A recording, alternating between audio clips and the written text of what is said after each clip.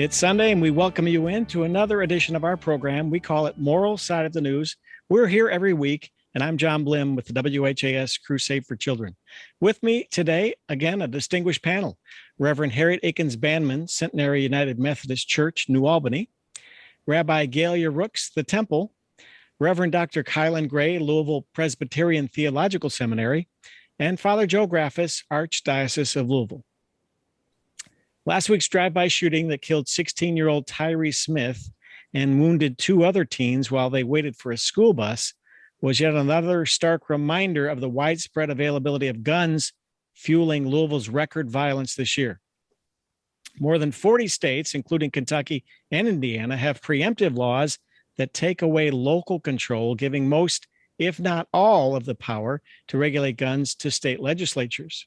For decades, Kentucky law has prohibited Louisville from passing firearms ordinances. So turning to our panel, let's hear your thoughts on Tyree Smith's death, healing, and change moving forward.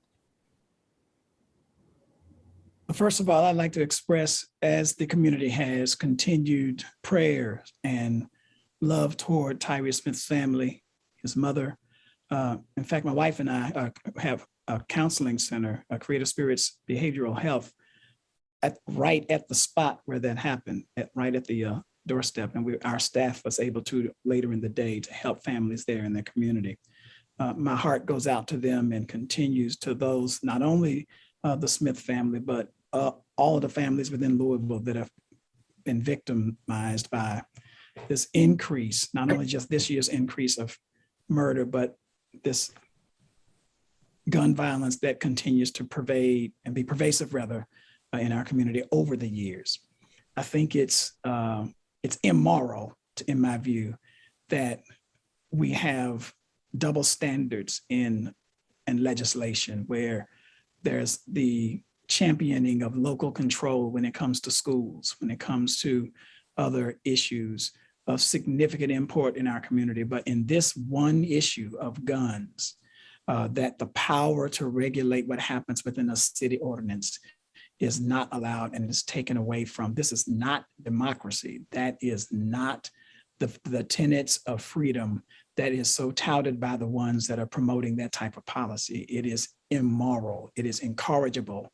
And I think that whatever can happen with people power to ensure that that no longer is the case, no matter how long it takes, we cannot allow this to stand and to rest. Local municipalities need to be able to do everything that they can to manage the crime that happens within their jurisdictions. And it is unconscionable that that's the current state here in the Commonwealth.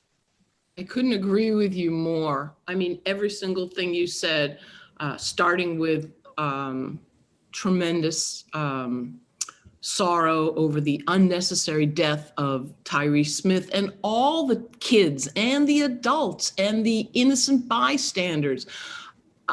I just can't fathom how we continue to allow this to happen.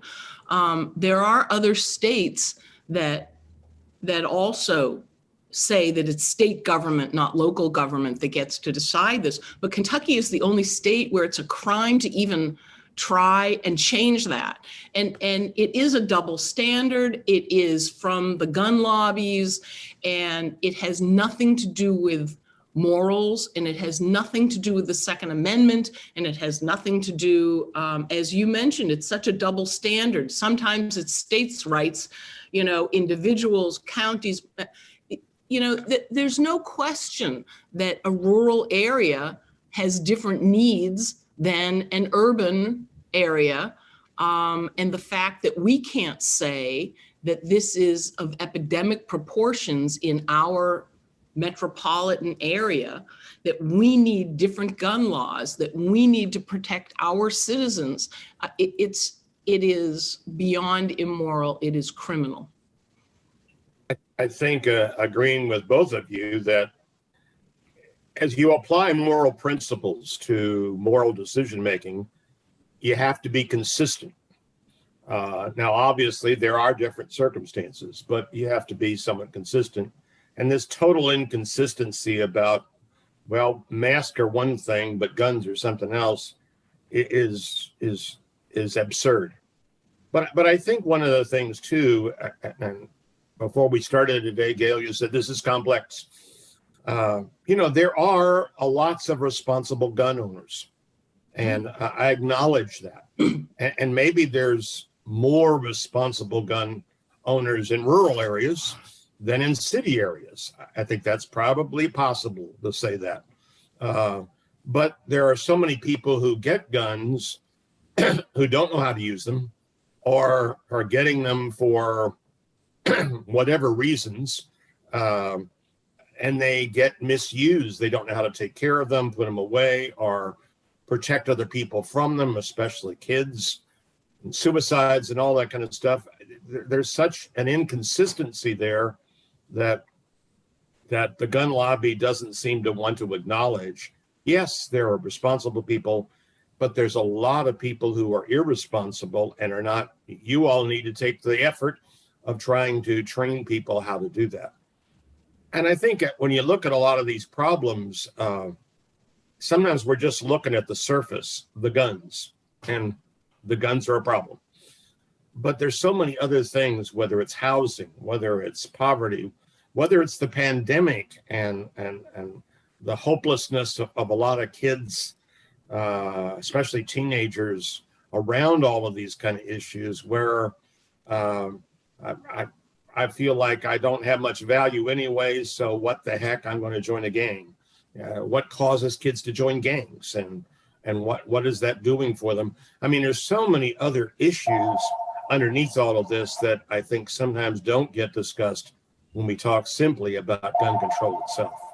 Joe, Harriet, I know it's your turn. I just want to say, Joe, it's not that I disagree with what you're saying, and it certainly should be a two-prong approach, but it's all very complex. But having fewer guns on the street would definitely make a difference. I mean, there's just, in Kentucky, you don't even have to tell anyone if your gun is stolen. You don't even have to, let me put it this way. Your car is a deadly weapon, and that's why you have to be licensed to be able to drive it. And that's why you have to register it, and we know where it is. And if your car is stolen and used in a crime and you haven't reported it, I mean, there's just certain simple, basic things that we can do right off the bat. Gun storage safety laws and things like that. Okay, Harriet, I'm sorry. I'm not too passionate on this subject. I hear you, and I hear your passion, and so agree with all the statements that have been made this morning. In reading this article and crying through it, these are the thoughts that came to mind. 3 quick bullet points. The power that our culture has obviously given to guns through media and through entertainment, and making gun violence seem, we're so desensitized to it, to the reality of pulling a trigger and seeing the result of what happens. I don't know that that's always in the forethought of those who may have guns, using them for ill intent. And the other goes along with what you said, Father Joe. What are those deeper reasons? What's the deeper dive that makes guns so much a part of the population on the street? Remember a few months ago, there was a story in the news of how one gun was followed, and it was illegally on the street, and it was found to be part of 3 different crimes in one day, passed off from one group of persons to another. And then the other is, what is the blame? When will the blame game stop? If we continue to point fingers at one another, the legislation and the cities involved, who is going to start the conversation about how to really get traction under that which needs to be done? Instead of wasting precious time arguing over who did what and whose deal gets broken. Where is the moral conversation around this issue going to happen? Is that within our faith communities? Is it on the street corners? Is it in the grocery store as we stand in line? where is our responsibility as a public to become a voice that will be heard and reckoned with on this moral issue that will make the change? And when I take this to my congregation, the response I get is, it is not the responsible gun dealers with whom you need to be speaking to. And my response is, why not you that are responsible to speak up for what might make things better so your gun privileges aren't threatened? So one of the things of the underlying issues that is discouraged as part of discourse around issues like guns, issues with other things, is our collective racial history in this country. It is not a mistake that states take away from urban municipalities the decision-making around the crime that is not just localized in Black and brown neighborhoods, but gets publicized in Black and brown neighborhoods. It is not a mistake that legislators, majority who are from rural spaces, wants to legislate and keep urban representatives and mayors and city council persons from having a decision on guns because the majority of Black and brown people live in urban spaces. That has to be part of the conversation. And that has to be a challenge that's made by those state legislators who have created a law that local municipalities with majority Black and brown people who want to do some things to help Black and brown families with local ordinances and local efforts become outlawed if they do that. You have to consider the racial aspect of that. It is a reality. We don't like to talk about it. We don't like to lift it up. We like to put it under the rug. But that historically is a consistent vein in gun legislation and in other types of legislations and issues that are considered hotbed issues, including crime, including law enforcement, including all of the things that could be a part of this conversation. If we don't include in the conversation the racial reality that is right in front of our face, we'll miss a big piece of the conversation. Because that is the moral piece. The moral piece is, why is it that cities cannot make their own ordinances around gun control and gun issues? Why? What actual logical, moral argument is there for that, other than the fact that you got more Black and brown people in urban spaces than in rural spaces? I certainly agree with that. And I think Harriett brought up a point, again, in a lot of these issues that where is the church and the synagogues in this area? But I know, having talked with a lot of different Protestant ministers, that, as well as Catholic ministers, that they're scared to death about preaching about this because there's such a polarized audience. As one said, if I can't talk about masks and vaccines, how the hell am I going to talk about, about gun control in a group of people? And so churches are caught in that, trying to get people back to church, and yet people are like, I don't want to hear anything that has anything that's going to tell me what I can't do. But I think it's what the churches, if we could pull together and say, we need to make a common statement. Excuse me, Gail. No, I'm sorry. I thought you had finished.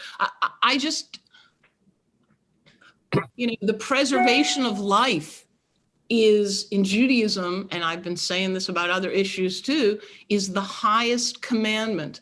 And even when you talk constitutionally, we are guaranteed life, liberty, and the pursuit of happiness. And yes, liberty is in there, but life came first. Life, liberty, and the pursuit of happiness. And when our lives and the lives of our children and our brothers and sisters are literally at risk, something has to be done. I don't know what, someone was saying something and it popped into my head about, and this was, I don't know, could have been 10 years ago or something, but there's a law that any weapons that are confiscated or evidence, once they're through by the police need to be sold back Do you remember? Do you remember what they did with the money that they raised? They bought flak jackets for the police force. I mean, why are we putting more guns out there? There was a law that they had to do that. This whole thing, you know, and I don't think it needs to be so divisive. I think that this would be a great opportunity for us to sit down, people with different opinions, and talk caringly and really listening to each other and what our needs are. And there are people who feel like they need guns to be safe, to protect their homes. And if they want to have guns, they need to know how to use them carefully and safely. They know how they have to store them properly. If this weapon, this murderous weapon, could be a murderous weapon, is lost or stolen, it needs to be reported. I don't understand why anyone would argue with that. I'm not trying to take guns away from everyone, okay?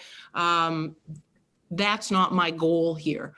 But I think that common sense gun laws that most people even agree with, not the gun lobbies, mind you, but that most people agree with, as well as recognizing the racial components to this, as well as recognizing the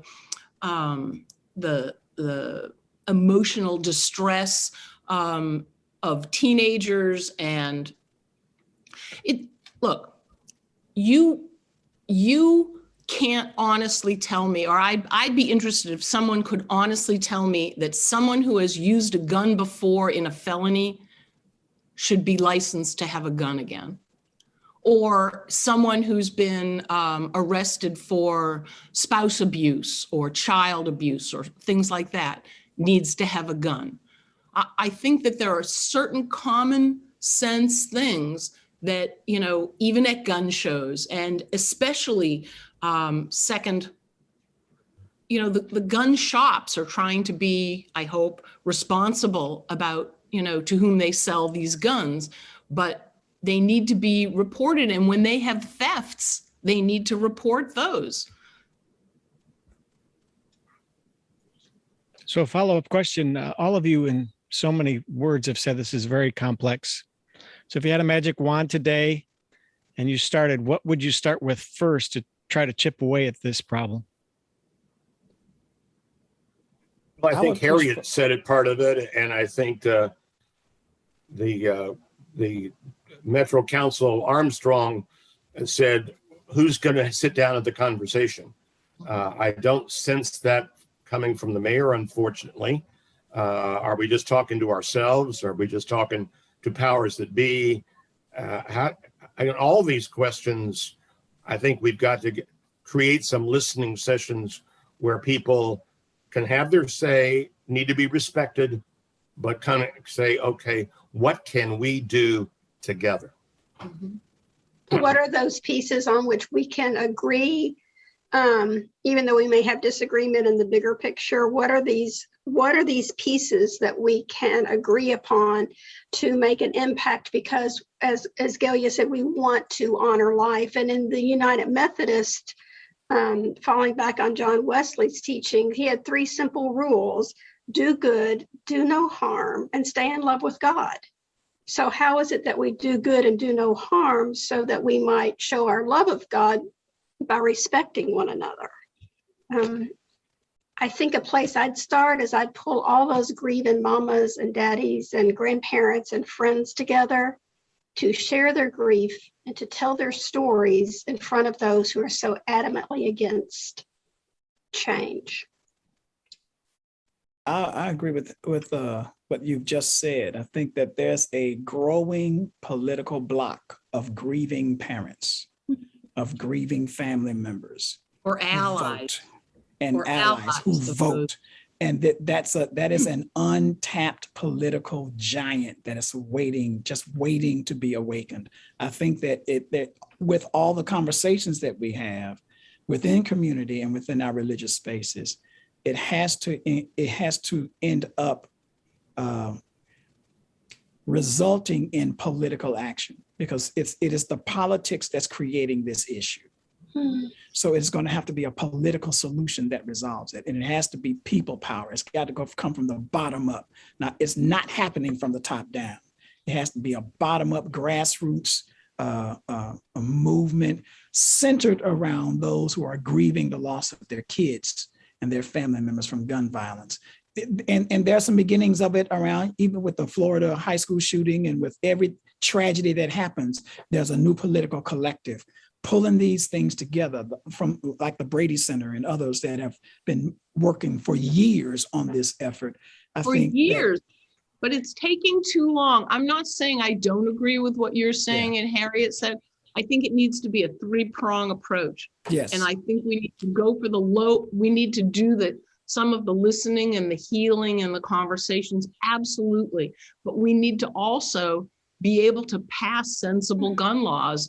That's right. Who can disagree that certain people shouldn't have guns, and that's a small amount. Those people who do have guns have to deal with them responsibly.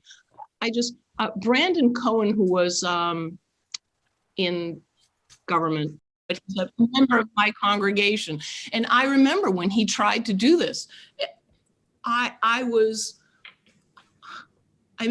literally, the emoji where your brain is literally exploding, but also the emoji where you're just crying tears of, when will it end? There's been so much gun violence. I thought after Parkland it would change. I thought after, it's just one thing and another and another and another. And whether it's mass shootings or, for heaven's sake, if we can't even send our kids to the bus stop to go to school and have them be safe, what does it take to wake people up and say, come on, let's all join hands together. We may not agree on everything. And maybe my position is too far extreme for some people, but let's at least start the process. Let's grab the low-hanging fruit that we all can agree on. I was so surprised after those three, the drive-by shooting, of which precipitated this conversation. Where were the boots on the ground to say no more? To rally and say 3 young lives at a bus stop, going to school to take a test and maybe see their friends. And I just can't imagine where is our empathy and our collective concern, especially for young lives. There was an immediate response by the neighbors, by the community members in the Russell community. It was an immediate response. There are a couple of rallies that took place, prayer vigils, but now they are becoming civically engaged to try to advocate through local government, and that's where the conversation is happening right now. But it's going to Frankfurt. I guarantee you, it's going to head toward Frankfurt, and it is these mothers, these parents in the Russell community, in these communities that are having this blight of crime that's happening. They're beginning to speak with a voice. They're beginning to coalesce the various different factions in their community to make a difference. So you're going to see it. It's going to happen. And it should happen in all of our communities. It should have happened in my neighborhood in support of those parents in that neighborhood. Even though I'm on the sunny side of Louisville, we should be standing in solidarity.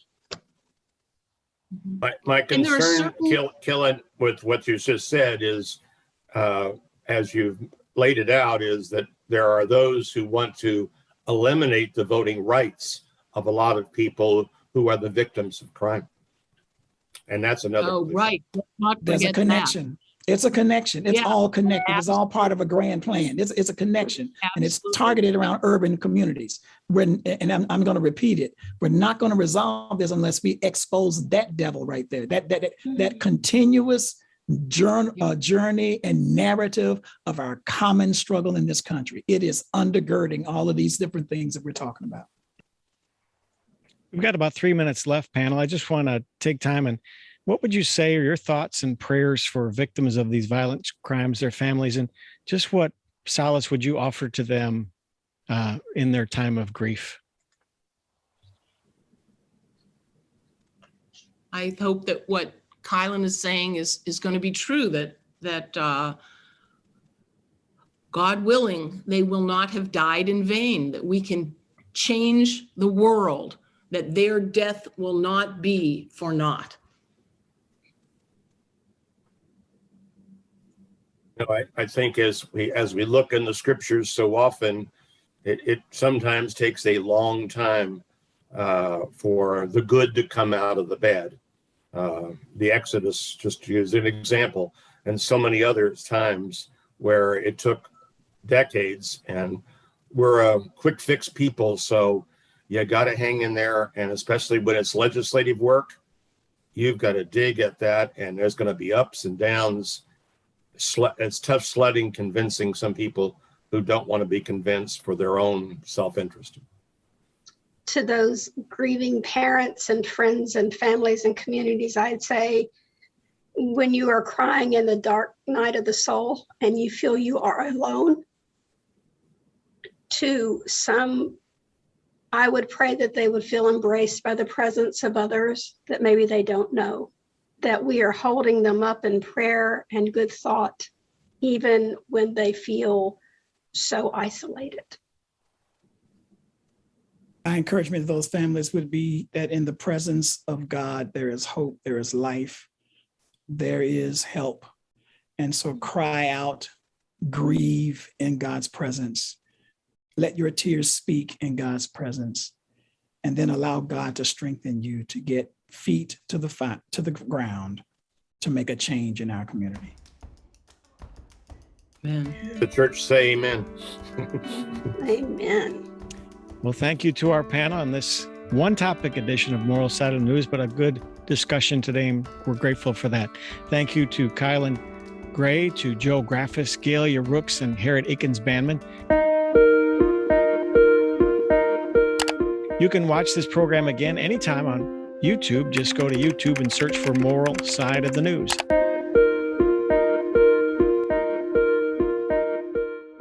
A reminder, it's always crusade season.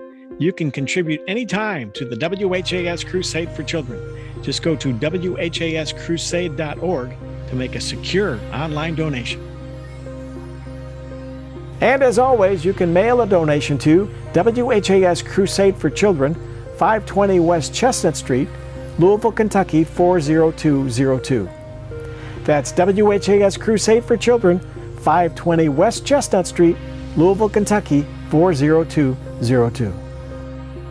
You can follow and become a friend of the Crusade on Facebook, Twitter, and Instagram, and watch hundreds of videos on YouTube.